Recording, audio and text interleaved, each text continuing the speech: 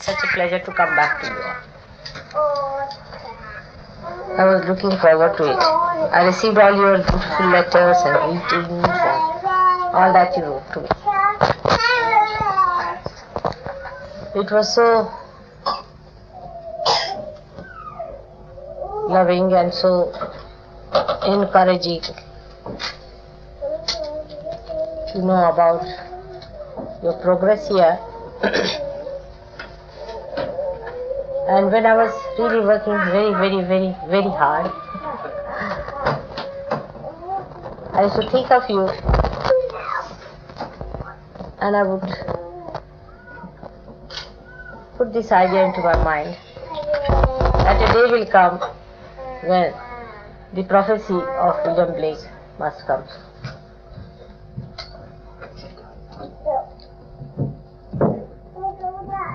I went to Australia and I was amazed the way miracles took place in that country.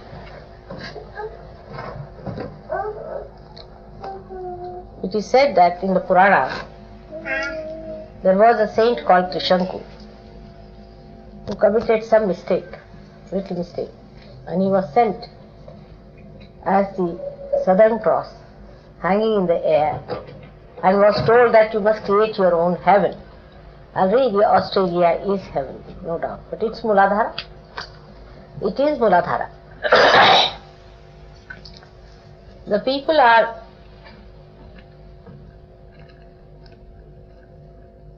of course getting all the ideas overread as we are here. They have accepted all these also wrong ideas quite a lot, but somehow I feel still in the heart of heart they feel that this may not be correct way of life, and they still feel that some of the things we do is not absolutely perfect or is not the thing that will really make them happy. There are all sorts of gurus in Australia, all sorts of people over there. But basically, they do not accept people who come there and preach absurd things without any relation to the ancient scriptures and things. So they are traditional people in a way, as far as their religious ideas are concerned. But they are very open-minded. For example, the first miracle that took place was that there was a lady who was an actress who was very sick. She got her paralysis attack or some sort of a thing like that. And the doctor said that she will not be cured. She will die maybe next day. And there is no possibility of getting cured. So the friend of hers, who is a very big journalist, he came to a homeopath who is a Sahajogi and asked if she could help with homeopathy. So she said, I can't help you with homeopathy. Only thing I've got a photograph which you can take it and put it under her pillow and maybe this might work. So he took the photograph because she was just tired. There was nothing to be questioned. Put it under her pillow and next day she opened her eyes. And they couldn't believe it. So as usual, doctor said, oh, must be this, must be that, you see. She should not in any case survive, because in any case her brain is damaged, no doubt. We have seen it, that her brain is damaged. But next day she started talking. They couldn't believe that she's talking, that means her brain is all right. She improved gradually. But all this clicked a different atmosphere. Very different atmosphere for Sahaja Yoga. Because the friend who was her friend, the one who was very much interested in her here, was a man who is very highly placed in journalism. Though he is not a Sahaja Yogi or anything. But he sent a journalist to me to our program, who and his wife, who is the president of Journalist Association in Australia, got realized. That really clicked the whole thing. So these medias can be also used, and once they are used, you can do a lot of things. But at the helm of affairs, we should have people who are not arrogant, are mild, you can say, or people who are humble enough to understand surgery. Of course, as usual, there were some encounters. One of them was twice born had come. See, they came to fight with me. Twice born. And this is actually twice born. This has come from America. When I went to America last time, they had told me that I must get all my lectures registered and all that kind of a copyright I must keep. I said, why should I keep it like that? They said, no, then they will use your lectures. I said, let them use. After all, realization I have to give in any case. They can't give realization. So when I said there that you have to be born again, you have to be twice born, they started an organization called Twice Born Organization. There are so many like True Vibrations, all sorts of organizations have started in America on those lines. So this Twice Born came to fight with me, saying that, what is your authority? I said, what is your authority? They said, my authority is Bible. I said, all right. What is the authority of Bible? They said, the authority of Bible is Christ. I said, Christ never wrote Bible. He never wrote it. He has nothing to do with Bible. He never wrote it.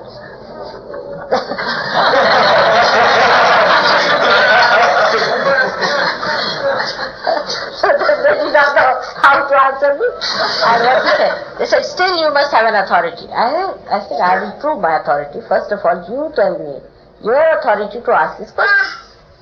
They are carrying Bible in their hand, and this is written, I am the Alpha and I am the Omega. I said, he is. But who is going to accept it? You believe in Christianity, all right, because you are born in it. If you were born a Hindu, you would have been a Hindu. Because you are a child who will belong to something somehow. But I can prove it that he was the Omega and he was the Alpha.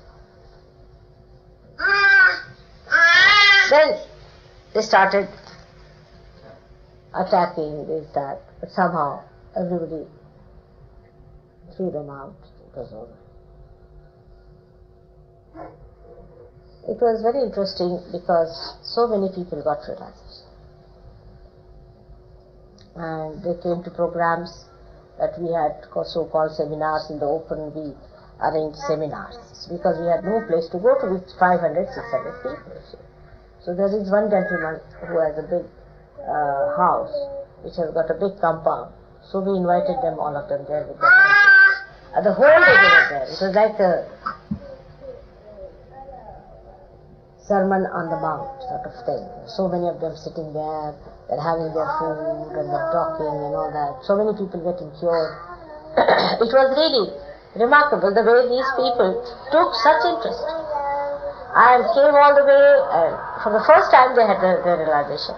And every day they came for about 7 days. Every day, every evening they all came from all over the place. We had people from Tasmania who came down, and we had people from Melbourne, from New Zealand, from all over. We got people there, they came and stayed in the ashram. Ashram itself is another beautiful place. It's a miraculous story. They say that one day Meera rang me up to say that they have already sold their houses, we have no place to go to, we can't find a place to live in. Because they were expecting some place will come through, but there's no place available. I said, all right, now don't worry, tomorrow you'll get the place. And she couldn't believe it. How can that be? And they had told about 200 agents who said that there is no such a place available and we just can't get you this. And when Terence, her husband, had gone out and he was looking out for things and he came back home very tired. So Meera told that mother has said that tomorrow you are going to get it. I said, tomorrow? Can it be possible? She said, no, there was a telephone call in the evening from somewhere and she gave a number. She rang up in the morning to ask that number. What was it? It was from an agent. They said that we have found a place for you. If you want, you can occupy it right now. Next day they moved into the house. Actually make it. And it's a beautiful place with 14 bedrooms and a huge big halls. It's a beautiful place. So that's how they got it. So many things work out this way. And they said that not only that we have got the blessing, but so many miraculous material things are happening that we are really surprised. But I have already told you that it is written that yoga kshema vahamya. First you must get your yoga and the kshema will come afterwards. The well-being will come afterwards. Of course, in the discussion, it turned out to be something much more revealing when I was talking to people. So many things which I have not told you people or Indians so far, I told them about Christ. I hope you have received their tips. Huh? Not yet. They're sending. Have you heard them? Okay. What is the special thing? I think we are going to thoughtless awareness when we listen to it. Nothing registered. The thing I told them about Christ was this, that everybody did.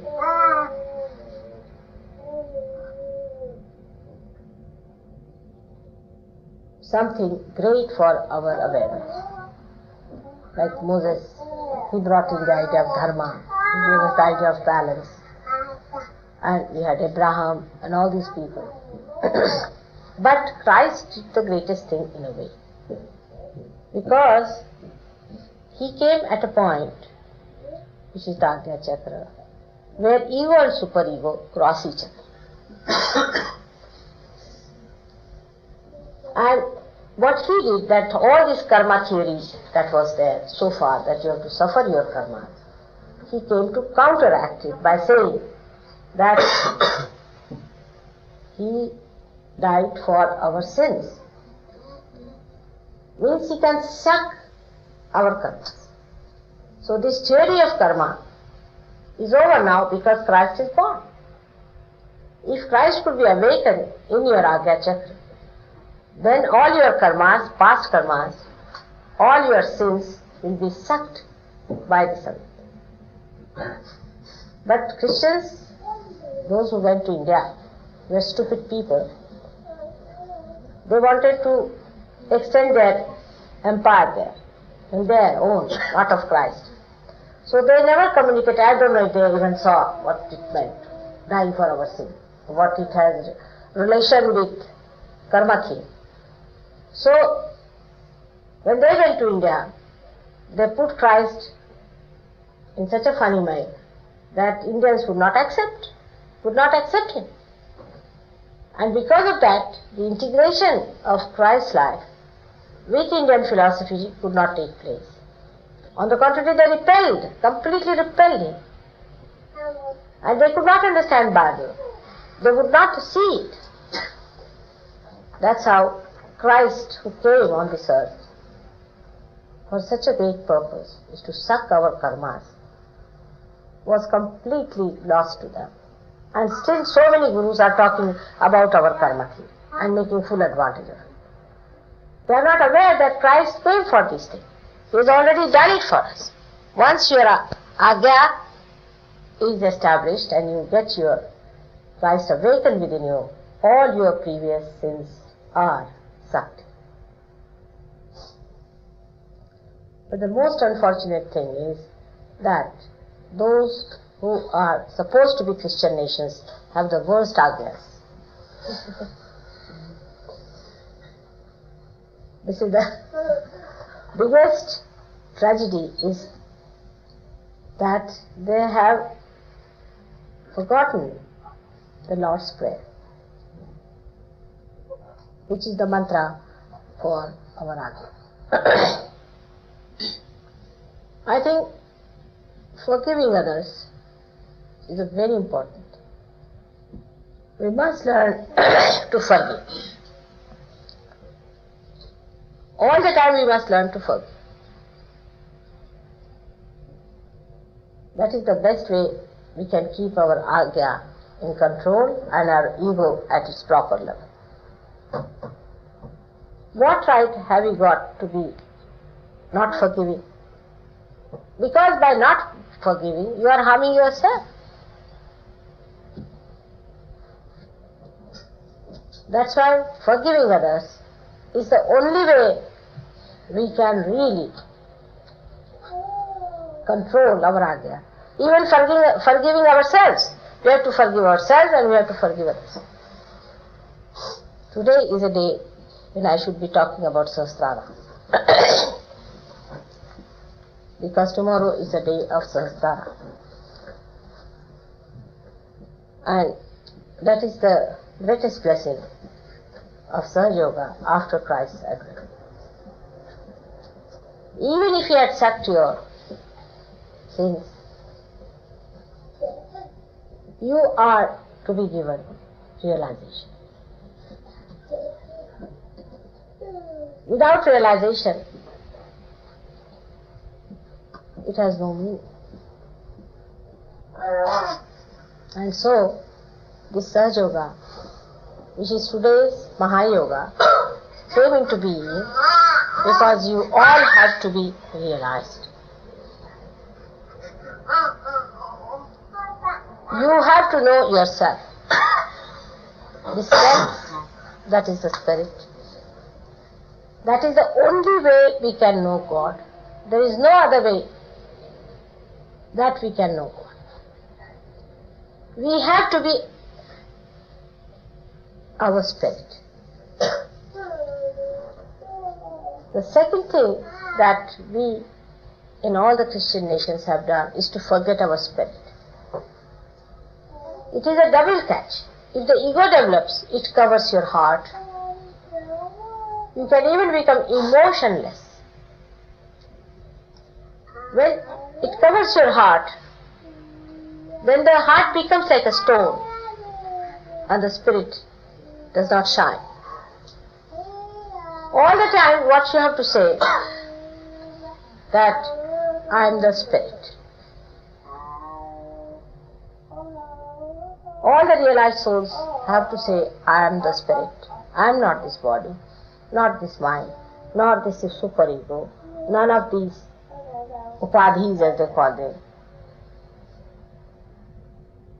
But I am the spirit, the pure spirit I am.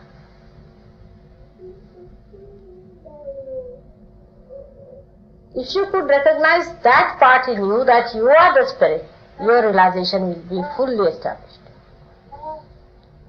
As long as you are identified with other things,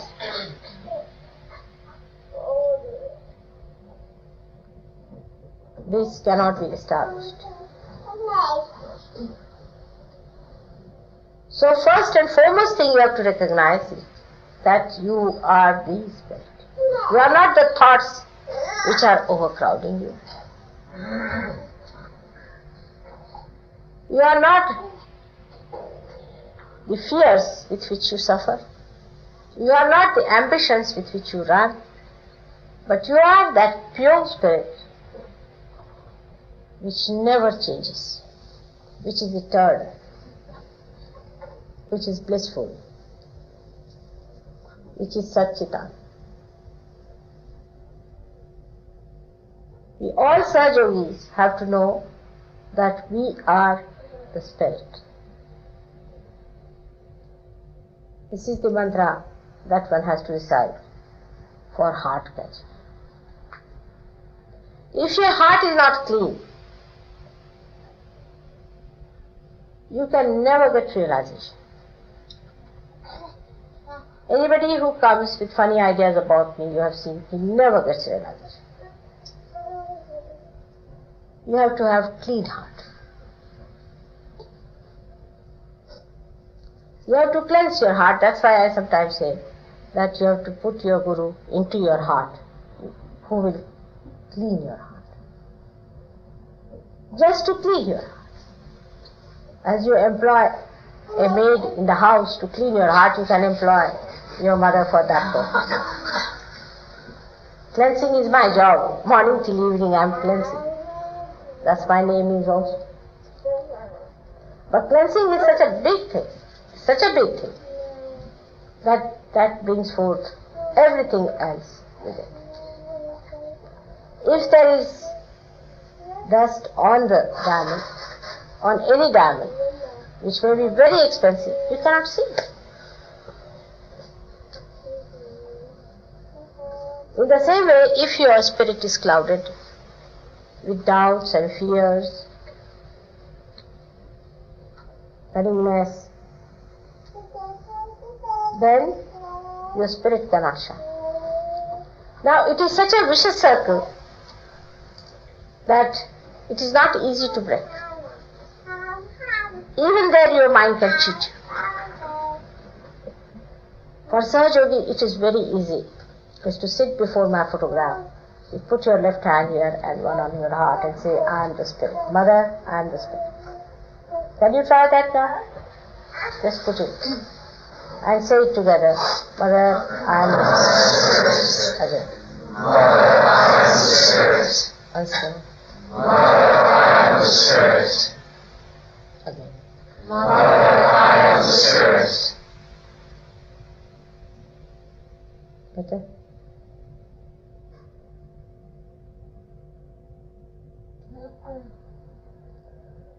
And humbler way could be also, Mother, am I the spirit? Mother, am I the spirit? Mother, am I the spirit? Mother, am I the spirit? Mother, am I the spirit? See now.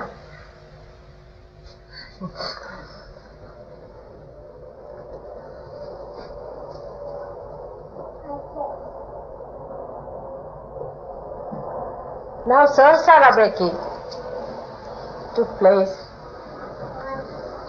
on the 5th of May 1970.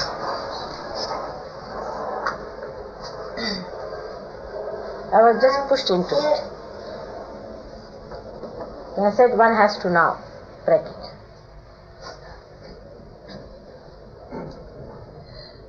And if you see, a very thin line of Kundalini really breaks the Sahasrara through the heart chakra. Here is the heart chakra. Through the heart chakra point only it breaks. If your heart is not clean, it will not break. So the first and the foremost thing is your Shiva Tattva, is your heart. Heart must be kept absolutely clean. There should be nothing that is doubting, that is confused, that is angry, that is ambitious, that is afraid of. Nothing of that kind should be in the heart. Just be confident. Just leave it into the hands of God.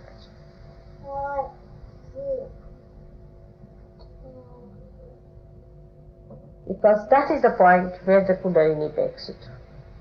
And if that point is heavy, you can never break the Sahasrara.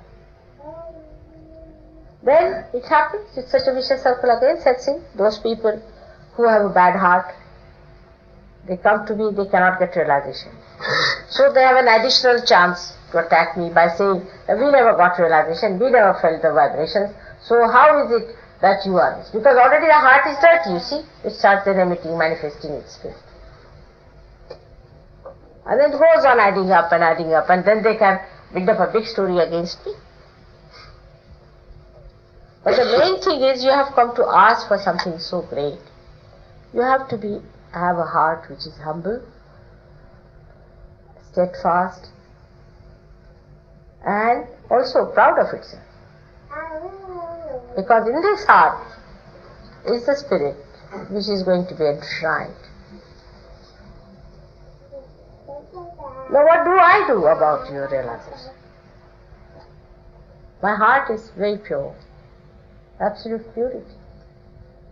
There's not even the slightest ripple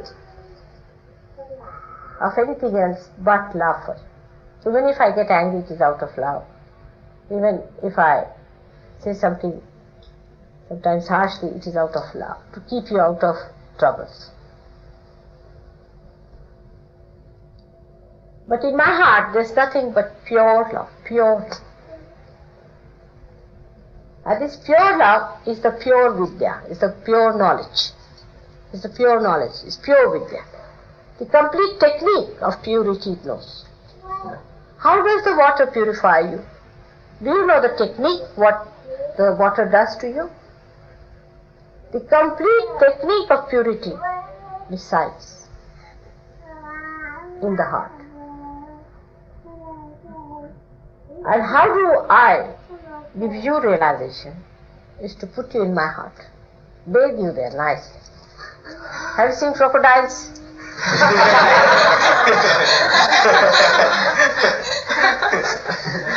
Crocodiles are very ferocious. But when they hatch their eggs, they take all little crocodiles in their big mouth. And you should see the eyes of the crocodile. It is full of love and the children have. And the crocodile then puts the mouth inside the water and cleanses them like this. First thing I do is to give you birth in my heart and then cleanse you there in my heart. And then take you through my Sahasrara. I give you your second birth. Many people ask that what happens to our karmas and this. I say I cleanse it.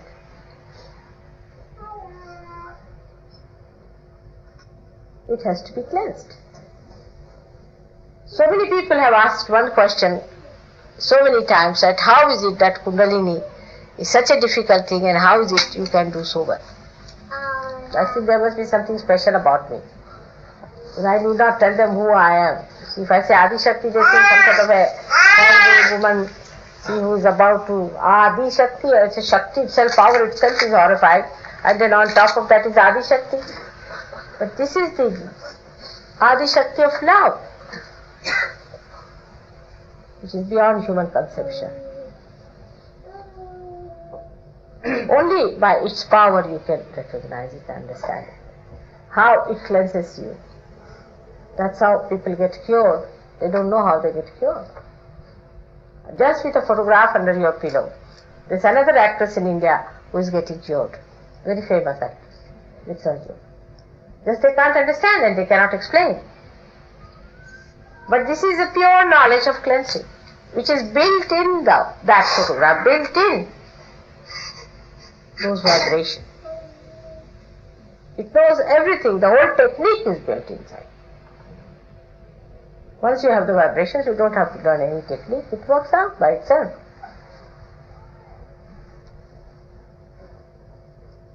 It is very subtle. It is complete Brahma Shakti. It's very powerful, very penetrating, very understanding. But it has all its knowledge built in itself.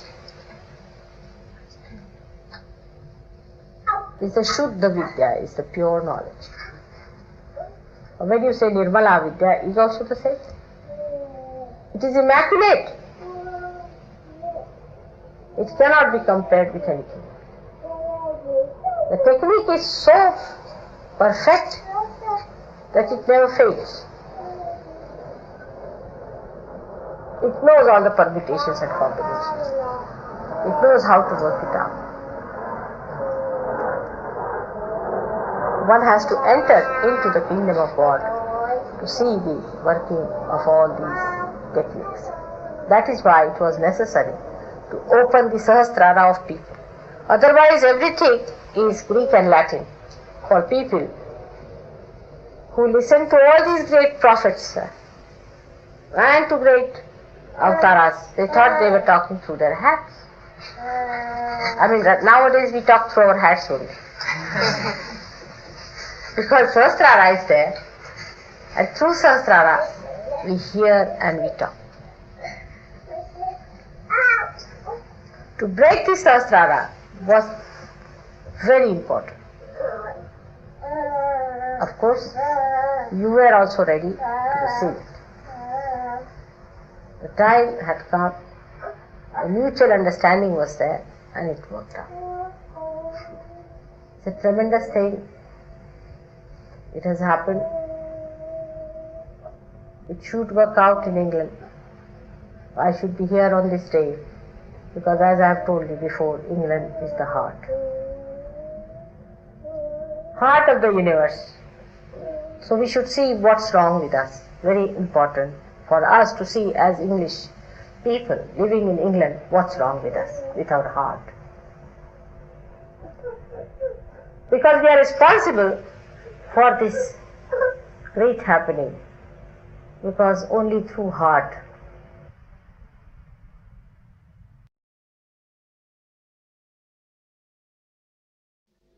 a political structure and as an individual.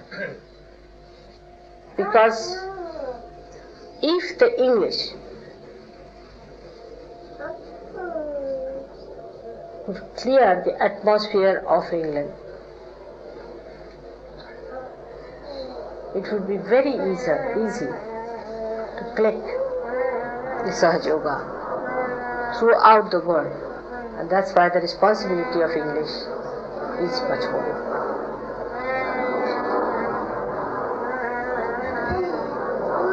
One good thing I started after my visit to Australia. People have started donating land to us. Now we have got a plot of land in Borivali in Bombay, very near there, about 50 miles away from Bombay. We've got another plot of land of 7 acres which was donated to us. There is also possibility of our getting a bigger land of 25 acres, which some of you have seen along the river Nida. And also there is a possibility of getting another nice land of 7 acres in Pune. In Delhi they have offered us a very, very beautiful land along a lake and the beautiful surroundings of a forest, very much near the river Jamuna. So now my visit to Australia has materialized. But my stay in England must materialize the other thing, is the cleansing. First of all, let us all start from our individual hearts, and then try to expand it. Every time what I find is this, that whatever you are supposed to do, you do just the opposite. Like liver, as I said, is Europe, and liver drinks the most of all. They produce the best wines. They are experts in the wines. The liver produces the wines. You see, this is the best part. Imagine distillery in your liver. What will happen?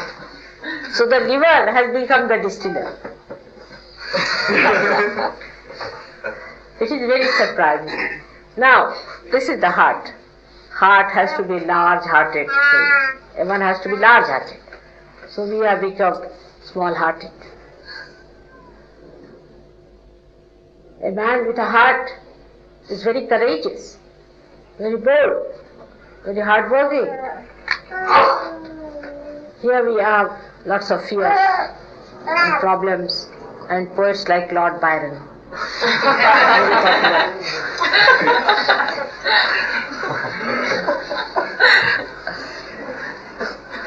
Our idea of universality is so limited that we think we live somewhere away from the rest of the world, and we are just here and we should not be touched by anybody else. This is our heart. Then the heart has to circulate all over the world and gather all the filth of the world and cleanse it. They have gathered the filth, all right, but cleansing part they have circulation they have done all right. They have been up to China, they have been up to every place. I mean, every nook and corner they have reached, you see, with a little art. But when they have gathered all that with them, they don't know how to cleanse it. That they better do it. This is their job. So, this test you should put to all your problems here, and you'll be amazed that the heart needs cleansing, enlargement of the heart, greatness of the heart, the health of the heart, and the all-compassing forgiveness of the heart. And ego is the worst enemy of heart. Is the worst enemy. If anything gives you heart attack, it is your ego. And we have egos of various types. All kinds of egos can be found here. All kinds, see? As you can find all kinds of wines.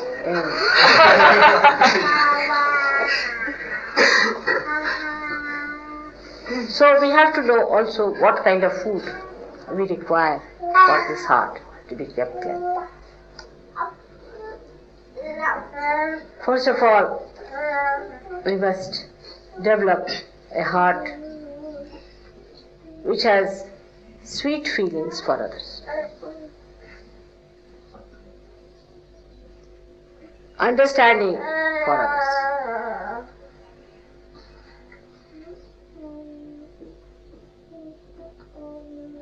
Generosity for others. It is not reading in the novel that you do, but an understanding of a heart that loves, that cares for you. You may quarrel with someone, you may be jealous of someone, maybe that, but you love from the heart. You can never see that person being harmed by any chance.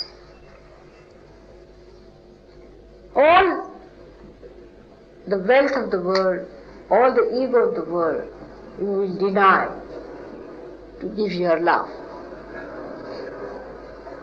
The love-giving capacity has to be increased and nourished by things that talk about generosity and greed. Like save the pound business is useless. Save the heart, we should start now.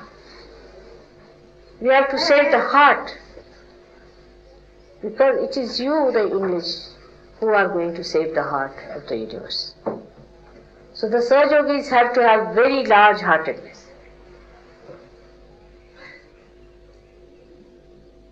Very clean heart. There should be no cunningness. No cunningness in the heart. While you know English have been the most cunning race. All over the world people know Bob. If there's an Englishman, had it. Only somebody who can speak English is Indian. They know how to outbeat. There's a big competition. I don't know which one wins. But if it comes to Indians, they can outbeat it. Now the latest is the Guru system. From here the English went, and all the Western people went to invade all the developing countries. So the greatest of greatest, our India, has created such cunning people, absolutely cunningness, that they befooled you very nicely. All the English were nicely befooled. And all the Americans, and all the Australians, all of them put together, could not fight a few cunning people from India. So I should say, for the time being, they have an upper hand. Maybe the English today, with their clean heart, develop such a sharp edge to their intelligence that they can expose all these people and cleanse the minds of the people who have been fogged by the mesmerism of these cunning people. So one has to realize that every action has a reaction, but the reaction comes the way the reactor is. Like the Indians are cunning but sly. English are cunning but intelligent. So they do it in such an intelligent way. See, they'll cut your throat and not even a single drop will fall out. They know all the laws and regulations, how to cut the throat of a person. But the Indians, they will not even cut your throat. And you will become mad. Just they know how to do it. They are even more dangerous and subtler. I mean, I don't know, they might have got first initiations from English. And now they are beating their gurus. It is like that, I believe. The cunning they have learned, there's no end to it. And for everything they have an argument and a solution. Whatever it is, you'll be happy to know that one of them, the Ravana, has got a paralytic attack now. And he's got a broken neck. He's lying in a hospital secretly. So that's one thing has already been done.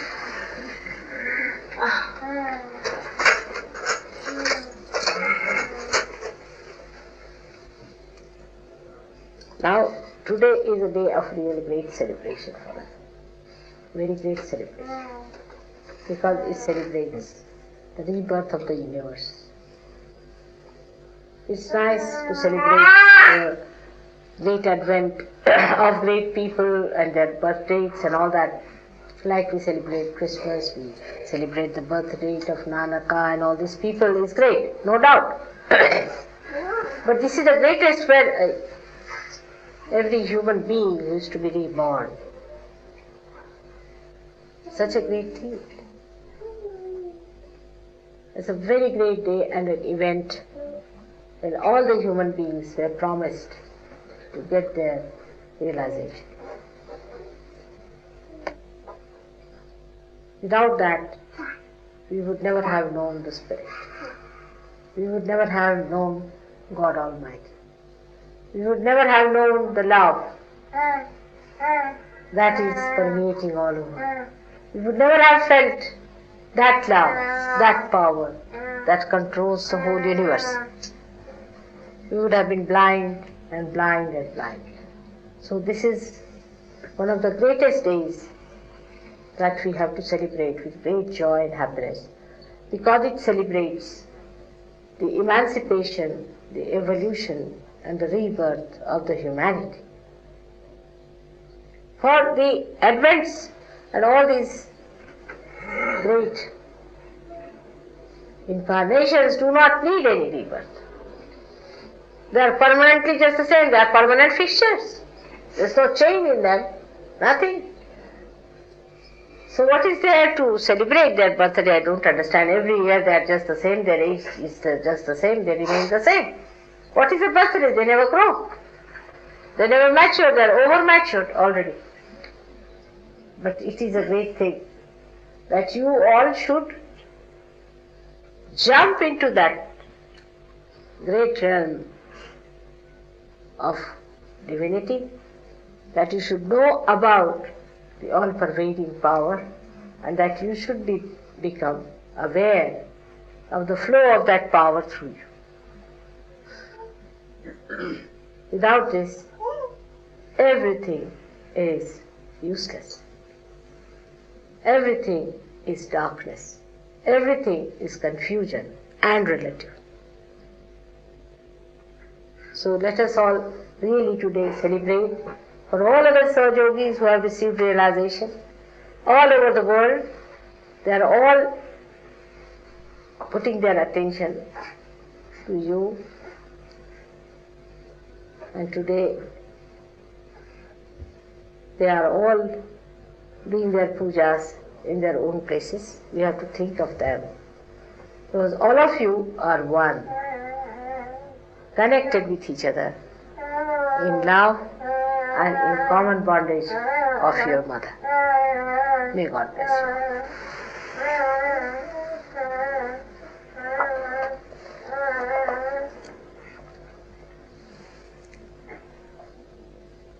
Can I have some water? As desired by you, we have already got a video. Videotape. Did you get the videotape? Did you get it? It's still We are going to in send it. Australia. It's all coming. From Hong Kong. Imagine in Hong Kong the Chinese are great people. Chinese are tremendous. I mean, they have our traditions, Indian traditions. I mean, they are very traditional people. But they are westernized as far as other things are concerned. I mean, it's a big palace. Chinese are a big palace. And they have not lost their aesthetics as Indians have lost. You see, they have all your labor class aesthetics, Indians have. Plastics and nylons, see. But not Chinese. Chinese have maintained their aesthetics. No surprise.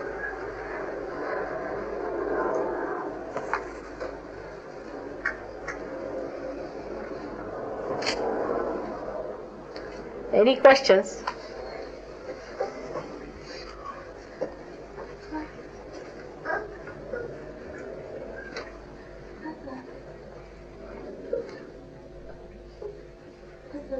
Well, I am so sorry for the whole thing. But we have done a good job. You see, we have done a good job. I tell you, because we had no communication with you here. Philip did not know any address, nothing. I didn't know how to contact those people in Ceylon. And we had already planned out to go to Hong Kong. All my plans as usual were all upside down. You know, it all works out this way. There was one lady called Emily Sheet.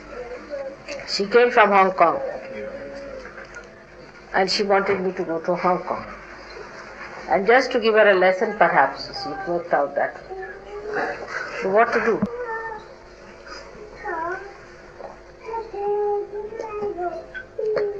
They said there is no plane direct from Hong Kong, you have to come back to Singapore. If you have to go to Australia. So this was a big problem. We thought better do Hong Kong and come back and then do Australia. Modi was there, Rahul Bhai was there. Both of them went down.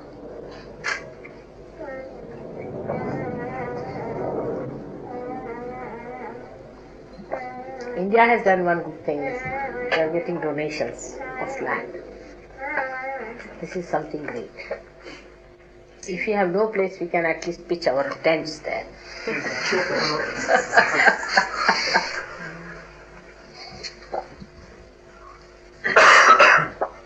What else? Something? Maybe do your puja. Huh? Maybe do your puja. Puja now. Alright. Better have it.